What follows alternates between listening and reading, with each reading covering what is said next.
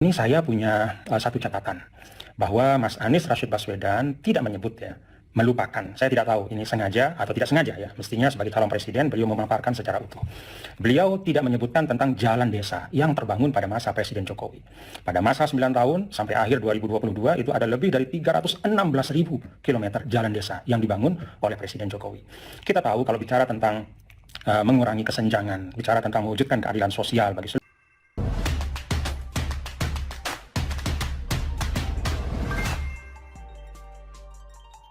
TGB sindir Anies yang cuma sampaikan setengah kebenaran.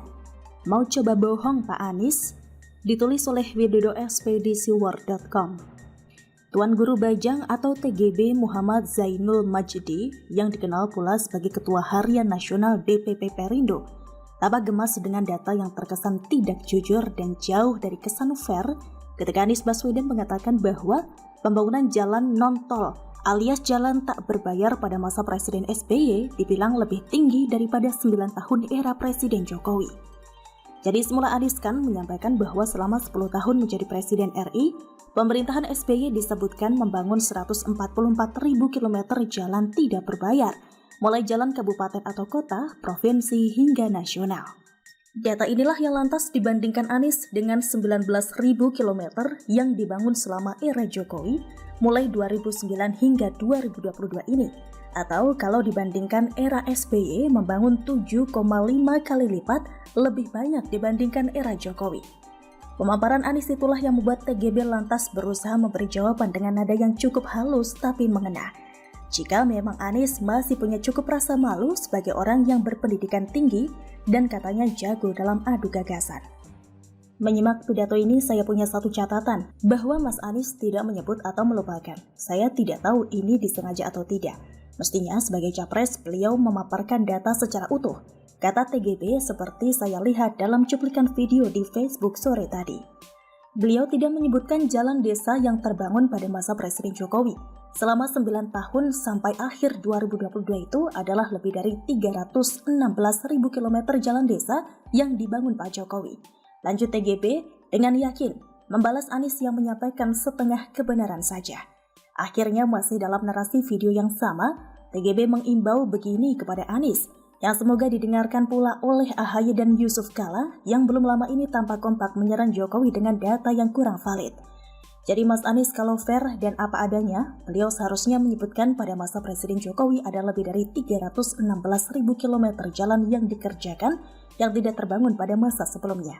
Perhatikan angka yang disodorkan oleh TGB, yang jika dilihat sepintas saja, pembangunan era Jokowi angkanya sudah 2 kali lipat, melebihi data pembangunan jalan tidak berbayar pada era SBY.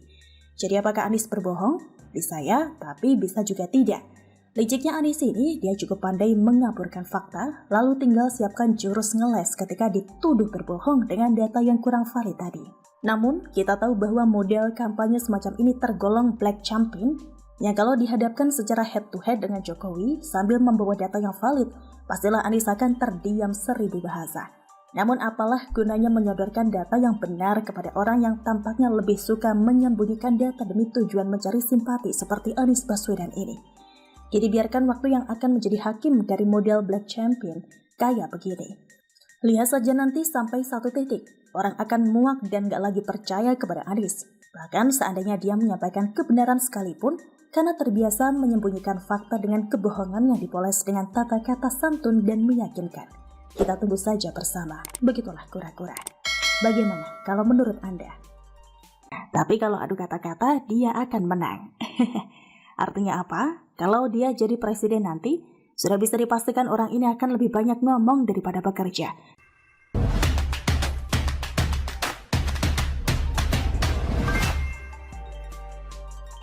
Ngakak, Anies tanpa sadar akui kalau dirinya lebih jago ngebacot daripada bekerja. Ditulis oleh Ferry Padli di siwar.com. Banyak yang menyangka Presiden Jokowi takut sama pencapresan Anies. Itulah kenapa orang nomor 1 di Indonesia itu dikatakan benci sama Surya Paloh. Karena Om Brewok mencalonkan ex-gubernur DKI tersebut sebagai capres 2024. Padahal faktanya tidak demikian. Karena coba kita tanyakan kepada rumput yang bergoyang, untuk apa sih Jokowi takut Anies jadi capres? Gak ada alasannya sama sekali. Wong elektabilitas Anies juga rendah kok.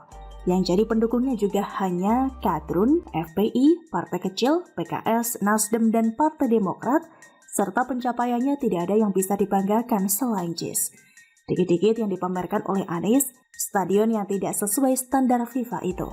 Pertanyaannya kenapa demikian? Karena itulah satu-satunya hasil kerjanya yang bisa dia perlihatkan ke publik.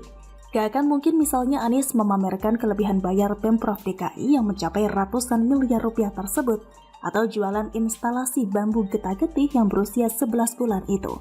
Dan tidak akan mungkin politisi yang dekat dengan tokoh 212 Rizik tersebut memamerkan program rumah DP 0 yang gagal total. Karena kader partai pengusungnya sendiri, yang juga menjabat sebagai ketua fraksi Nasdem DPRD DKI Bestari Barus pernah mengatakan program rumah DP 0 rupiah merupakan program bohong. DP 0 rupiah, sudahlah itu bohong. Alas hukumnya saja gak jelas. Rumah yang gak bisa dimiliki, itu HGB. Bapak Ibu sekalian, nanti kalau kalian beli itu HGB. Di atas HPL atau hak pengelolaan Pemprov DKI. Artinya tanah dan bangunannya hanya bisa dimiliki temporer 1 kali perpanjangan, habis itu keluar. Maka rumah tapak itu tidak ada. Rumah tapak itu di awang-awang. Ujar anak buah Surya Paloh tersebut dengan nada tegas.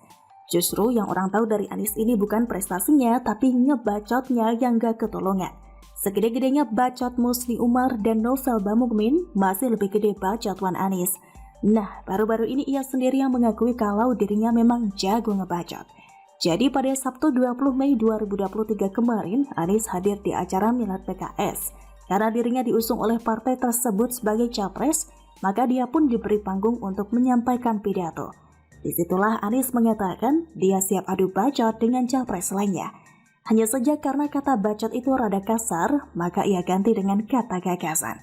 Gagasan yang tidak terwujud, itulah bacot namanya. Seperti naturalisasi sungai, tidak berhenti sampai di situ, Anies juga mengatakan kalau dirinya lari keliling Indonesia pasti akan kalah. Tapi kalau adu kata-kata, dia akan menang.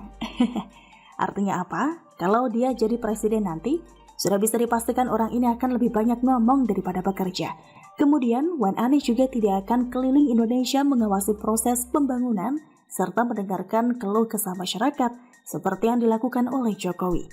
Ia akan lebih banyak duduk santai di istana sambil menunggu laporan anak buah. Di samping menyiapkan kata-kata atau bacot untuk disampaikan kepada wartawan. Tidak lupa pula ia menyiapkan bahan untuk ngeles kalau ada program kerja yang gagal total seperti rumah DP 0. Inilah ciri khas politisi elitis, bukan berakyat. Nafsu berkuasanya gede tapi oke alias ogah kerja, ogah capek.